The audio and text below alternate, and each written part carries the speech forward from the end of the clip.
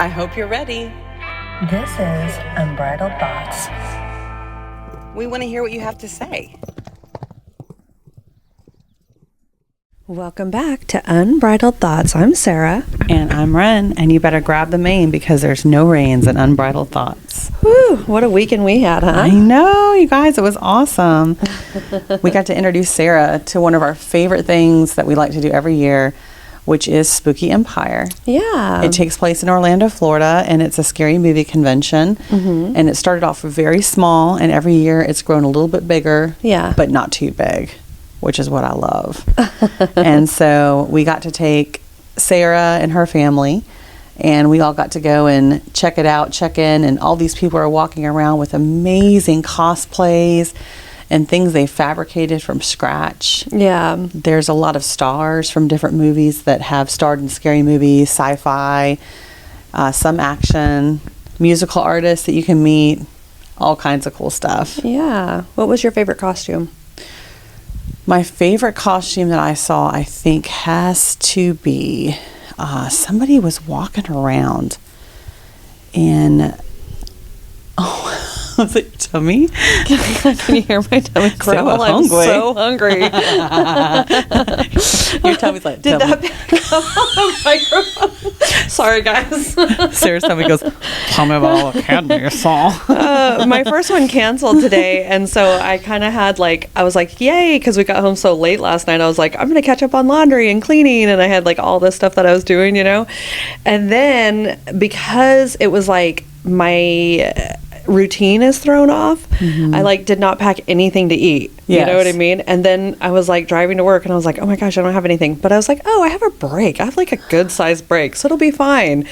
And then I get to work, and there's so much going on. My break was completely filled. So I know. My stomach is my break is full, my tummy is empty. Yeah. Favorite costume. So I think there was two. One was there was a gentleman that was there that was running a table for a local burlesque company in Orlando, and he was dressed as Lestat. Remember we saw him? And his makeup looked beautiful. He had a blonde wig, and he was walking by with somebody else he was working on the table with, and I go, hello, Lestat. I didn't pay attention to him. He didn't catch my attention. Yeah. That was him. Yeah. And then I know it wasn't a costume, but the guy that was walking around with the gremlins, that was I know, that's what I was going to say. Oh, did I take yours? I'm sorry. Well, no, that's okay. I mean, we got a video and everything, and it was so darn cute. Yeah, and it was Spike driving a quad. Yeah. Or a Jeep, I guess, a little kid Jeep. And then he had Gizmo strapped to the back in a cage. Yes. So cute. Oh, my goodness. Well, that's the thing is, I know it wasn't a costume, but that guy rigged all that up with the wiring and everything and built all that. I was like, whoa, that was so cool. I thought you were going to mention that other guy that built the stuff out of the PVC. Oh, yeah. Okay. I can't remember what it's called, but the life-size robot that the explorers get in the Alien movies. Oh, yeah. The one Sigourney Weaver gets into Aliens. Yeah. Thing where she says, get away from her, you bird. You bitch. Yeah, that one. Yeah, I know what it's called. So somebody was there, and he had made that whole entire robotic system out of cardboard, PVC pipe, and paint. And it looked real, and he was standing in it and walking that was around. Really cool. But from far away, it looked like it was made out of metal. And the way he was moving it, and then we got closer, we're like, dang, this is like cardboard. I know. But it was cool to see people made fake stuff look like real stuff. Yeah. My favorite was there was a Morticia and Gomez walking around, and I thought they were so cute. Aww.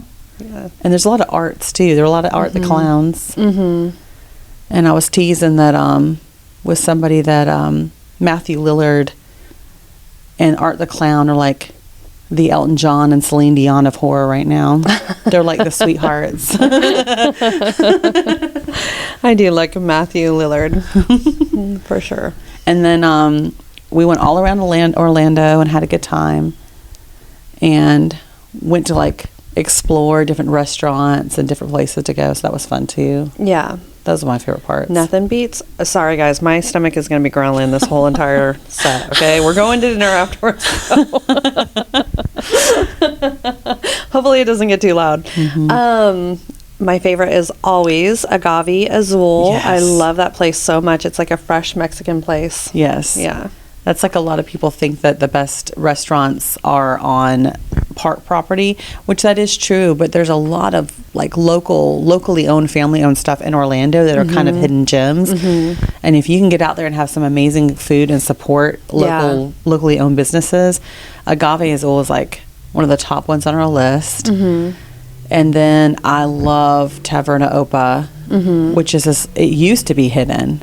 It used to be like a little hidey spot. Yeah. And now it's blown up. Yeah. And like, as much as I love for it to be popular, it's kind of like finding out when your band's broke it big and you're like, no.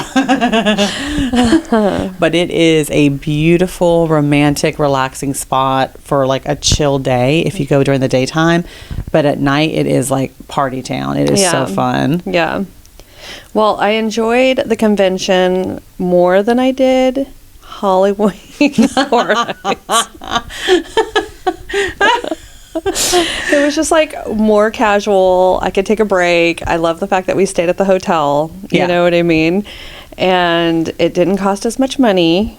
We did have a listener that was really disappointed, though, that I wasn't like all into Halloween Horror Nights. Sorry, guys. I'm not yucking anybody's yum, though. Okay, no, you're not. You do your thing, and like I gave it a try. It's just not my thing. It's not worth the money to me personally. Yeah, but this was. It wasn't a lot of money. It was like what, $55 or something like that. Is it like something that I'd be like, yeah, I can't wait to go back? No. Yeah, but.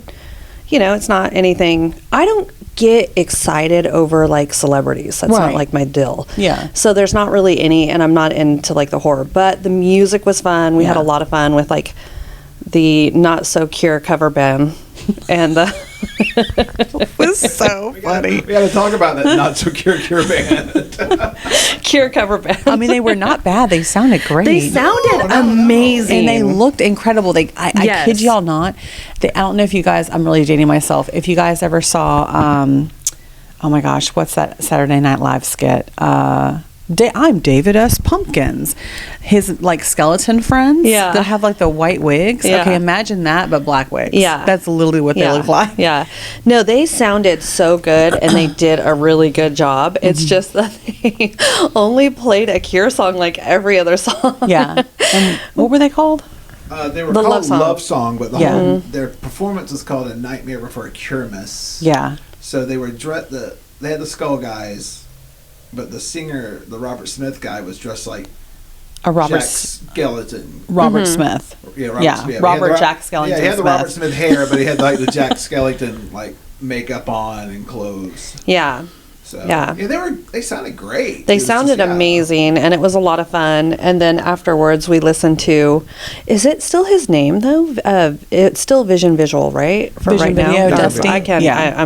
I'll mess it up for sure. But Yeah, so that's that is one of his bands. Yeah. yeah, yeah. But it's going to change soon. He's in the middle of working on some Rebranding? things and manifesting some things. stuff. Yeah, but that might be coming up later. Yeah, so don't on we? the podcast. Yeah. But yeah, we can talk about the show. But he'll let him come on and tell. Well, I'm manifesting, so I'm saying it into the microphone right now. We are going to interview him. It's happening. Manifesting. Dusty Gannon. Dusty Goth Dad. Gannon, Yeah. Goth Dad, who I know nothing about, but we were over there chatting, and him and I had a shared experience, so we had a little moment there, and I was like, okay. Yeah, he's a really, really amazing Yeah, he was a person. sweetheart. He and his wife are so incredible. We love yeah, love I was them. hoping to meet her. I was hoping she was there. She was selling merch. Oh, she was. She was there. And and then Sarah so indulged me that I got to take her on one of my ADHD side quests, and we got to go like on a little car ride, driving around, doing different places that I wanted to take her. And one of them was, let's see, we went to Opa, and then we left Opa, and I was like, I've got to take you to this hotel that used to be a Kistler property, and it looks like a castle, and it's called the Castle. Yeah. And so I took her over there. We went there. It was incredible. And we got to look inside and see everything. And We hung out with David, the best bartender ever. Yes. I should say we Ubered over there. We did Uber. Yeah. And he was incredible. And then we left. And no. Before we left, talk about Tupac. Yeah, that's what I was gonna say. Before we left, I tried to wife up Tupac, but he already has a husband. Yeah, only because I wanted to help him like Tupac. Yes. Before we left, the doorman was there, and we were chatting with him, and his name tag said Tupac, and we just started talking to him about it. He was like, "Oh yeah," he's like, "My dad gave me this name." And we're like, "Oh cool." And then we just got to know him, and he was just the sweetest guy. He's the sweetest guy. Yeah, and Tupac was really cool. He was a lot of fun. We told him we give him a shout out on the pod. He had like such a way about himself, though. Like that's why I feel like such a jerk now, because I'm like, wait, you're just the doorman? Like, he just had such a way about himself that I thought he was like the manager at the hotel. I thought he was a manager too. But we told him that. We were like, we literally thought you ran the place. But I love that energy. Like, that energy, no matter what career path you take, that you're like. The doorman knows all, though. He probably does run that place. He probably just doesn't get paid to run it, but he probably really does run that place. Oh, he knows all the secrets, I imagine. I imagine. Yeah. And we talked to him about some of the crazy things he's seen, so that's kind of fun too. Oh, so I love asking people in the service industry or bartending, like, what's the craziest thing you've ever seen? And it's always crazier than you think it's going to be. Yeah. Like, especially Uber drivers, because one of our Uber drivers, we go to get in, and because there's three of us, one always kind of hops in the front. It's usually me, because I'm the extrovert, and I got two introverts with me. And I'm like, I'll sit up, I'll take the social bullets. But this guy was like, nope, nobody in the front, sorry. And we're like, oh, okay. So we all like squish in the back, and we're like, okay, odd. And then we're driving down, and he was a little intense, but we were riding down the road, and I go, okay, I ask everybody, what's the craziest thing you've ever seen? He goes, oh, well, actually yesterday, somebody who was sitting in the front seat just started attacking me. And we're like, oh, no, I'm so glad I asked. No wonder you didn't want anyone in the front seat to have that happen again. Yeah. And he had like a scrap with him and stuff. Yeah. I was like, what did Tupac say? Somebody was like getting out of the Uber, and they were that same day, like the day we were there, he was like, they were like accusing of cheating or something like that. A married couple, they were like. Yeah, that wife was accusing the husband of cheating. And I guess he was like a doctor, so he was like, no, it's one of my patients. And she was not buying it. Me on my personal phone. I mean, some doctors are like that. Yeah. Some doctors you could be close to. I don't know. I'm not judging. I mean, I guess. Yeah. I mean, we don't know. We weren't there. We don't know. We don't know their crap. But this was just a little bit of spice and like the awesome things we did all weekend, and it's not our drama. No. Nope, not our drama, which is nice. Yeah. No, but we had so much fun. It was an awesome weekend. It's not. It wasn't your son's first time, because I took him to one in Atlanta a couple of months ago. But it's not as big as this HorrorCon in Orlando. No, and he got to have his little girlfriend there, so he was just happy and over the moon and excited. And then they got to go to Halloween. Oh, Halloween! I don't know why I cannot say this. I want to call it Hollywood Horror Nights. That's what it feels like. It's Hollywood. But it's Halloween Horror Nights. Yes. Say it with me. Halloween Horror Nights.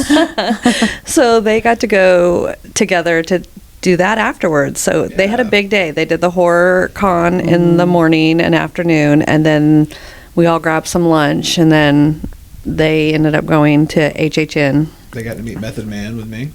Oh yeah, they met Method Man, which is actually really cool, because like Wu-Tang's from back in my day, so. I mean, Wu-Tang is for the children. I love Wu-Tang.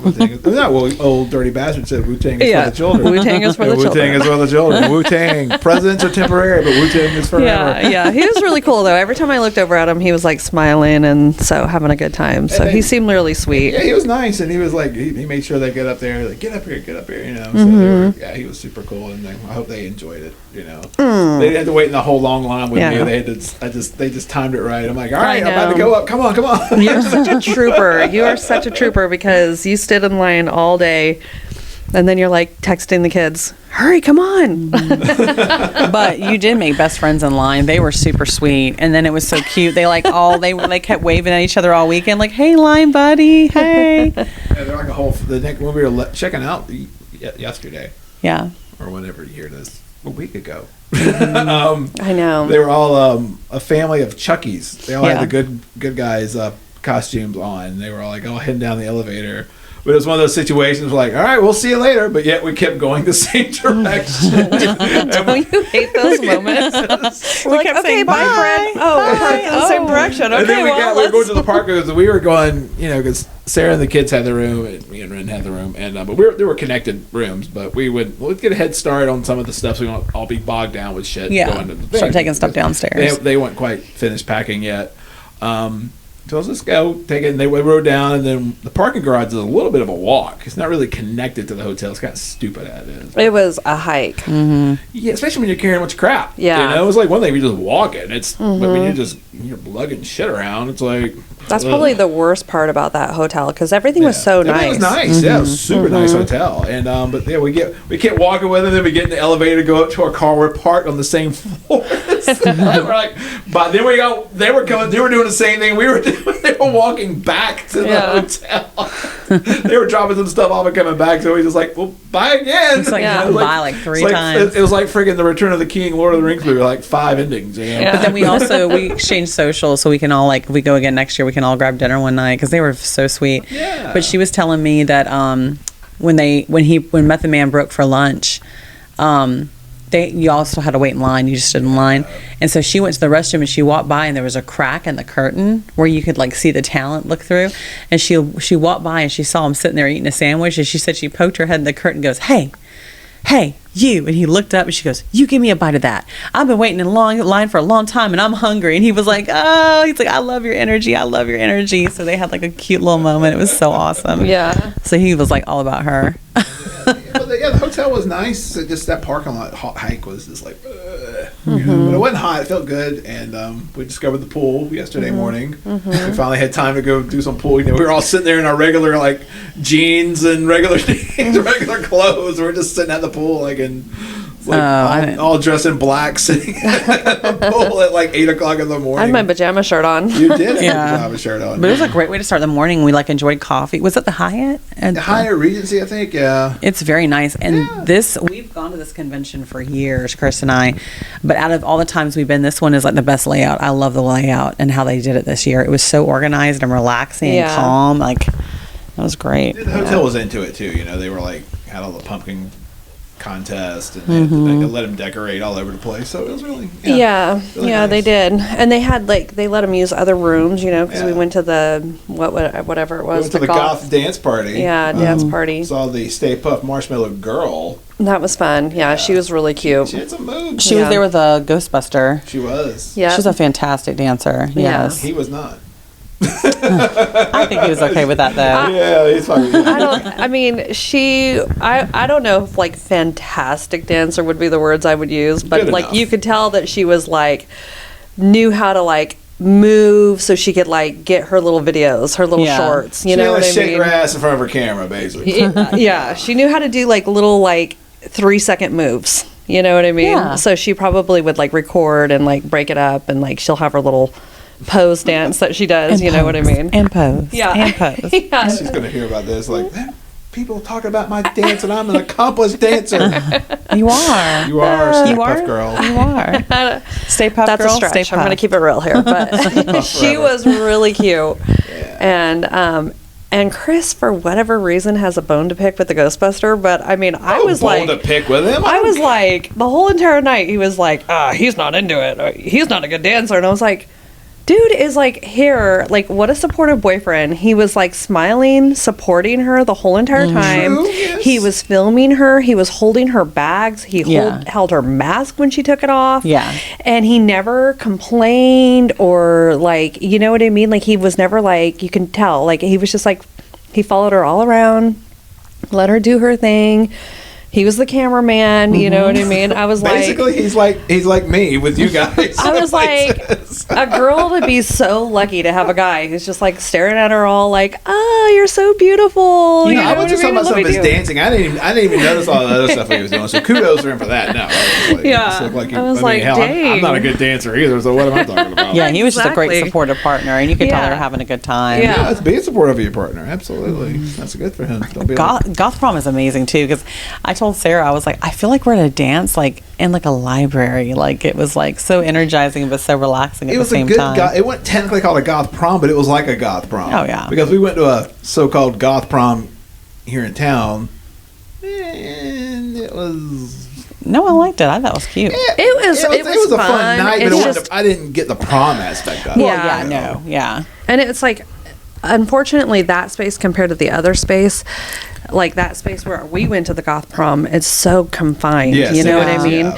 And then that other place, it was like pretty wide open. It's wide open. Yeah, you know what I mean? It's a hotel ballroom. And then the same thing with like the concert last night. Like that's the kind of concert like I dig, where it was like I can like walk away and go sit on a couch somewhere. You know what I mean? And like take a break. You know what I mean? And if you are listening to this and you know of a hotel that wants to offer a ballroom space to some local talent, let us know. Email us. Yeah. Because if you have space open and you're wanting to support, local entertainment, local clubs, local organizations, and that's something you need help reaching out to find out who, let us know.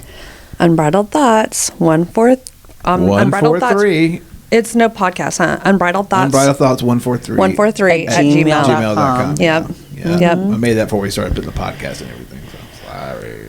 It's okay. But hey, we can have an Unbridled Thoughts prom, somewhere. So hey, we'll host it.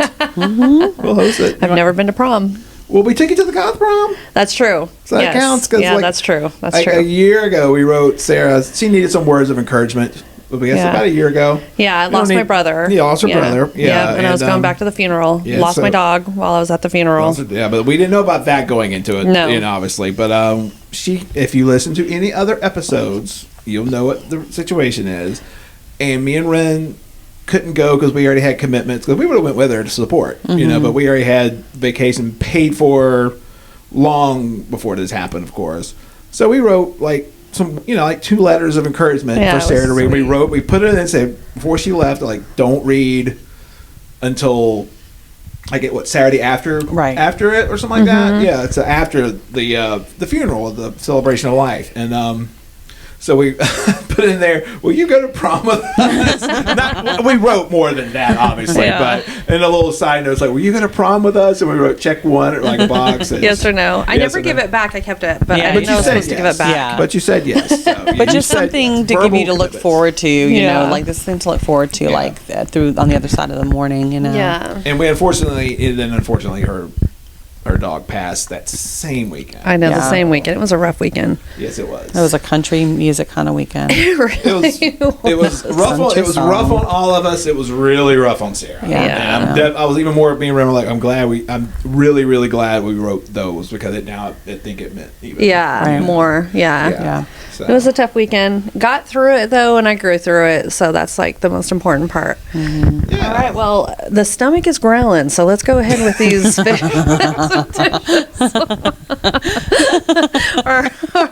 or my stomach's gonna start singing to everybody again. My stomach's a growling. My Y'all stomach is singing. singing. Let's wrap it up. You have a stomach mic now. Yeah.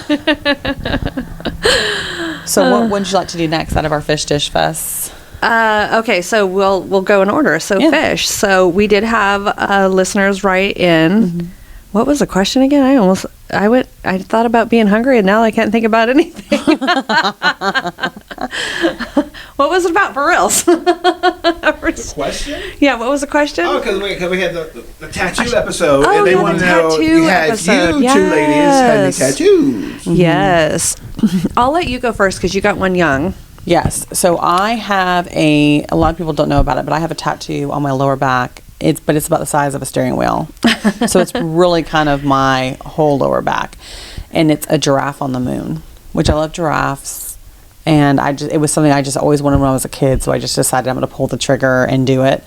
So I got that in my 20s. And then a few years ago, my sister and I each got a piece of toast with our maiden initial in the middle of it. So my sister and I have matching tattoos. That tattoo has a hysterical story, but I'm going to save it for another episode. So just remind me one day and I'll tell you that story because it is crazy. You don't want to share it now? Share it now. It's a long one. I promise I'll save it for something juicy. Okay. Just remind me one day and I'll bring it up. Maybe when you do your origin or something. Yeah. Yeah, you can bring it up then. That'd be good. That'd be good. And I have 2 tattoos as well. I always said if I did get a tattoo, I was going to get a cross first. So I went and got them on the same day. I have a cross on the back of my neck. And then on my left wrist, I have 143 with a little heart. And that does have a story, but that's a story for another episode. Because we're going to have the 143 story episode. The cliffhangers we're giving you guys. I know, right? Dun, dun, dun, dun. You'll find out more. Now, are we either planning on getting more tattoos? I know you, Sarah, has talked about at least one more. I really want to, I have this idea in my head and I wanted to put it on my foot, but I might start selling my feet. Just putting it out there, guys.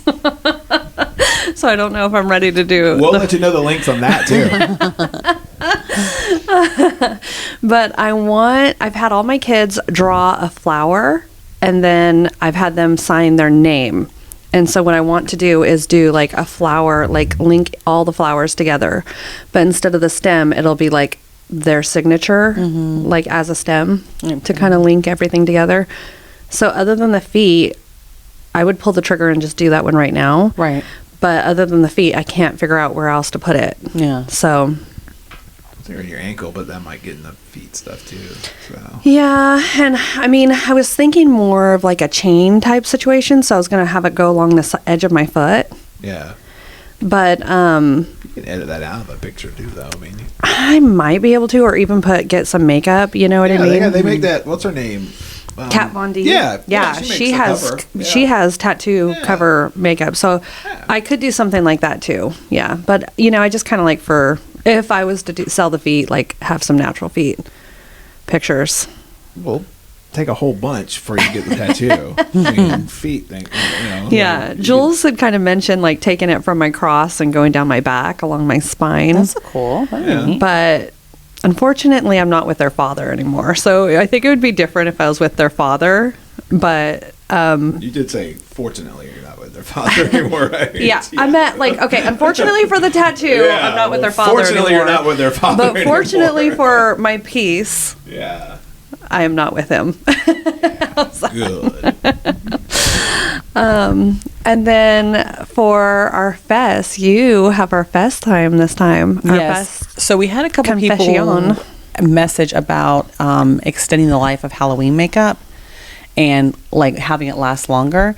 So one of the easiest things I can tell you guys to do that a lot of people don't think about is when we were doing runway stuff for hair shows and things like that, and I would do makeup for the hair shows, there'd be a lot of bright lights, and some of the models would have like a little bit more of an oilier skin type. Yeah. So if you're like bone dry like me, the makeup would stay on. But if you had like this beautiful, sebaceous fountain of youth, oil slick, like never going to get wrinkles. Never going to get them, never going to get them.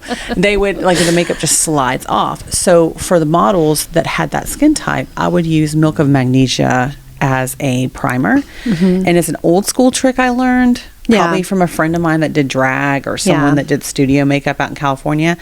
But you put a thin application on and let it dry. Yeah. But it'll absorb oil and sweat for all skin types.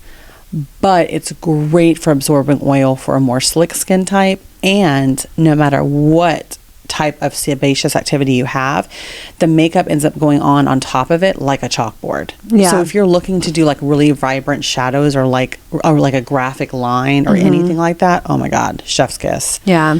I follow a makeup artist too that uses calamine lotion. Yeah. And she says the same thing. She has done multiple, like where she does her makeup and then goes out and dances for like 8 or 10 hours, you know what I mean? And she's just doing that whole bar party life store situation, and her makeup, she's like, here I am next day, my makeup's still on perfectly. Sometimes like the old school stuff is the good stuff, Yeah. And then you had the confession. That's what I was talking about. The confession. You had the. We did the dish before the confession. That's fine. Yeah, that's okay. Yeah. So this is an interesting confession, if y'all are ready for this. When I was 16, I robbed several bank ATMs and was somehow never caught. I'm in my 50s now, so I am probably not I'm probably not going to get arrested for this, but I still don't know how this ever caught up with me. In the early 80s, I still don't know how this never caught up with me. In the early 80s, ATMs had a feature called Deposit with Cash Back. It was a check cashing feature, but for some reason it ran on an honor system. Of course, this feature went away eventually, but I figured out that if I just put in an empty envelope into the ATM and didn't seal it, I could claim that the bank had lost it. So the ATM would cash the check, and then a week later the bank was like, that envelope you gave us was empty for whatever reason. And the bank would let me get away with it. That summer, my family stayed in a cottage in Hyannis for 2 weeks. During that time, I opened savings accounts at 5 different banks using the rented house address. They mailed me ATM cards within a few days. I deposited the cash back on Thursday, Friday, Saturday, Sunday, and early Monday. Back then, the limit was $400, and they were going to check the ATMs by Monday, so the scam would be over. I scored $10,000. $10,1984. No one ever came looking for it. I was never questioned or arrested. I don't understand why or how. The only thing that happened was that the FDIC had me on a list of people whose banks couldn't do business with. I didn't even find out about that till I was 21, 5 years after the crime. I was in college and tried to open a bank account, and no bank would let me. 40 years later, I have a bank account and nothing ever happened. It's the only time in my life that I had good luck. Of course, I blew the money. Back then, it was enough to put down on a house or have easily bought a car, but I spent it on girls, weed, and beer. It was fun, but I wish that I was smarter. That's crazy. So in my hometown, there was a guy around my age who was, I think him and his brother were doing that same thing. They used to call them like the Sticky Finger Brothers. They did get caught, but they did get caught? They did get caught, yeah. I think. Maybe they didn't. I don't know. Yeah. You're going to get a call from the Tallahassee police going, hey, we hear you guys information about the Sticky Finger Gang from 30 years ago. Yeah. I mean, it's an interesting confession, but I mean, truth be told, I mean, I get now that he's in his 50s, he would have done responsible things with the money, but if it was stolen money, then... My dad calls that mad money. Yeah? If you get money that you're not expecting, you'll just blow it because it's not like earned. So it's called mad money. Oh, interesting. Yeah. Do you have any experience with any money that you like didn't earn, you were just given? Did you blow it? Oh, yeah. Chris says yes, that's his confession. Oh yeah, that money wasn't sticking around. I mean, like finding money and stuff like that. I mean, I could tell you a story. Like 30 years ago, we were at this bar in Macon.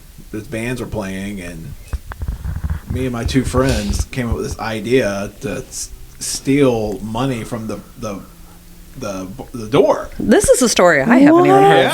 Yeah. What the heck? This is my confession. This is my confession. Wait, so this is where they were, like, where you paid at the door to get in? Yeah, it was like 1993, so it was probably like $5 to get in or something like that. Okay. So, and we were doing all kind of stuff that summer, like scamming, like getting free pizzas, like calling saying, hey, my pizza hadn't got here yet. Bad boy Chris. Yeah, and it's like, we didn't order no pizza. Yeah. We just like, we were like 18, 19. They were like 20. They were a little older than me. They know who they are. I'll use their fake names, Nikki and Tracy. You don't even have to use any names. Well, they're fake names, but they went by those names. But it doesn't matter. We didn't do any crimes. But we were at this bar. It's not at Macon. It's at Macon. It's not there anymore. I think it was called Martin and Miller's Pub. And the band played on top of the stage. Above the top, the stage was above the bar. So it's like you'd be like looking up the bar, then you look up. Really weird setup. But whoever the band was, they had to have somebody run at the door. So like if it was just any other time, you can just go in there and get a drink. It was no cover. And I don't think they didn't like one of the guys in the band or something like that. I don't remember. They were like, hey, we got this idea. We're going to like, you and Tracy are going to get, talking to me, you're going to get in a fake fight by the door, and then you get scuffle outside, and I'm going to grab the money box, and I'm going to take some of the money out of it. We're like, okay.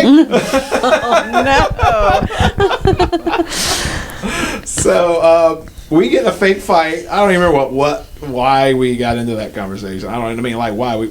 how we started staging. I don't remember. It was 32 years ago. But the doorman got us outside. You gotta cool off, blah, blah, blah, blah, blah. So we were out there talking. And then he goes, hey, where's your friend? I'm like, what? The long hair guy, the brown hair, long hair guy. I'm like, oh, I don't know. Well, my money's missing. Like, oh, we don't know. The box, and he comes back. Hey, I noticed when you went outside, I took it. And just so nobody would steal it. But he went in the bathroom and took probably half the money out of the thing. Oh my gosh! It wasn't a lot of money, but it was like when you're 18, I was still in high school then. So in 1993, I was like, hey, we're gonna go get some McDonald's or some Mexican or something like that. So that was some dumb money, mad money right there. It wasn't a lot. I mean, when you find money laying on the ground too, I guess that's mad money. Yeah, like I found a 20 or something. Yeah, like that. or like if Grandma gives you like $100 for Christmas or something like that. Oh yeah, well my graduation, high school graduation, when you send out all those announcements and stuff like that, people just you ain't seen in 100 years. You send them because they'll send you an announcement and they'll send you money. I blew all that money. I have like $800 or something like that year I graduated it. Nothing to show for it. Yeah. So some CDs and concert tickets and shirts and stuff like that. So yeah, that's an example. So that's my bad boy past. What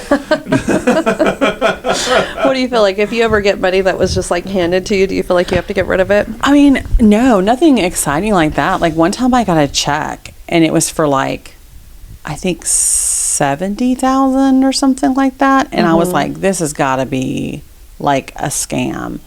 And so I ended up calling the company and then calling the bank that it was a part of. And they go, oh yeah, that's legit. Some sort of a benefit my dad had. And it was supposed to be given to like sort of the next of kin that they found. And so I was like, okay, well, I'm not the next survivor. My mom is. So I called my mom and I was like, hey, so I got this check. I wanted to chat with you about it. And she was like, oh, okay, well, just, I called my sister too. And my mom was like, well, just put it in my name. Just put it in my name and I'll take it and just put it in my name. And I was like, well, okay. I mean, if you need it, we'll do it. So we did it. And then later on, I was like, oh man, maybe I talked to my sister about it. She was like, you should ask Mom if you could just use that check and then paid her back over a couple of years, like put a down payment on a house or something. And I'm like, oh, that's a good idea. I should have done that. So I asked my mom later, I was like, hey, can I borrow like some of that 70,000 to put a down payment on a house? And she's like, oh, no, that money's gone. And I was like, oh, okay. So I guess that was her mad money. Yeah. Not mine. That is quite the story. And you still talk to your mom, all right? Yeah. I'd be like... I forgot about that. I would have been like, this is where my friendship ends. I mean, it's monetary, It's like... And plus she's widowed, you know what I mean? She's not working. So, she needed it. So she would have done the same thing for me if it were vice versa.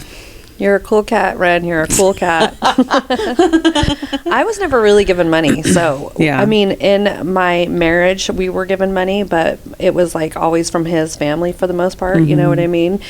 And he would have it spent before, he already knew what he was going to spend all the money on. And it was kind of like mad money situations, stuff like that too. And I tried never to like pitch too much into all of that and give very many examples. I was given a little bit of money and I bought property with it. So nice. Smart. Yeah, that's right. That's probably why a lot of these lottery winners, you always see them I blew all my money. I'm like, they didn't do anything to earn it. That's what they say. Yeah, I actually, I'm more apt to like burn my own money that I earn. You know what I mean? Because I'm like, I earn this money. This is my money. I'm going to spend it how I want. You know what I mean? But like anytime, like even like if I get money back for my taxes now that I'm single, I'm so much like, I better save this money. You know what I mean? Like I'm very protective over it. You know what I mean?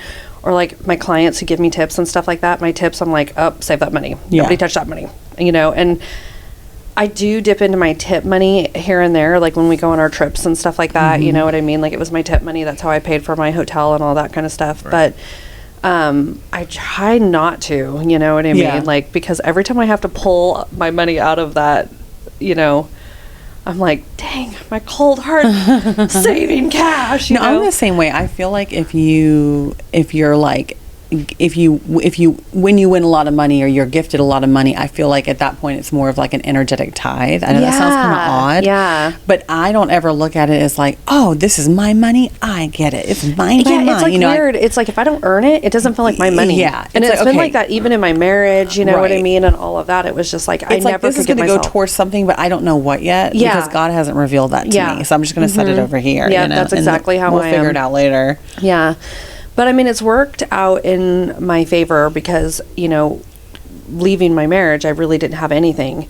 And so I've been able to just stash money. And I mean, in the short amount of time with the no money I make in my life, I've done a pretty good job of saving money. I basically have saved what I make. So that's pretty good. Yeah. In 2.5 years, I've been able to save pretty darn now close to what I make. You know what I mean? So a year. It means I'm only living off half of what I make, so that's pretty good. That's great. Know? And I try to budget, like, okay, fun money, you know. It's catching up with me right now, though, because it's been slow around here, and now we've been on vacation, so dinner's on savings tonight. But, you know, it ebbs and flows. Yeah. Yeah, exactly. Well, we did our confession. We did our dish for the day. And now you get to have your dish for the day. Oh, I am so hungry. I'm like, I think what happened was I didn't realize how hungry I was until the sugar hit my stomach because of the coffee. So then as soon as that sugar hit the cup, I was like, sorry. No, I love it. And I don't want to, I'm not complaining because I'm so thankful. But as soon as the sugar hit, that's when it was like, growling on me like, lady, you're not even feeding us food. You're just going to give the whole thing lit up. It's like someone turned on like a bulb. Yeah, sugar and caffeine. That's all we get now. And then now I'm like, if I don't eat soon, you guys are going to be pulling me up off the ground. You flipped on the generator. Yeah. The metabolism generator. Tell me you need food before our next recording, and I'll make sure you have food. I didn't even realize it because of the way. I'm the handler for a reason. I didn't even realize it. I mean, I did sip on my little elixir, so it does have my, 20 grams of protein in it, and 70 calories or something like that. So I'll sip on that throughout the day. But that's about what we're living off of right now. So with that being said, that's a wrap.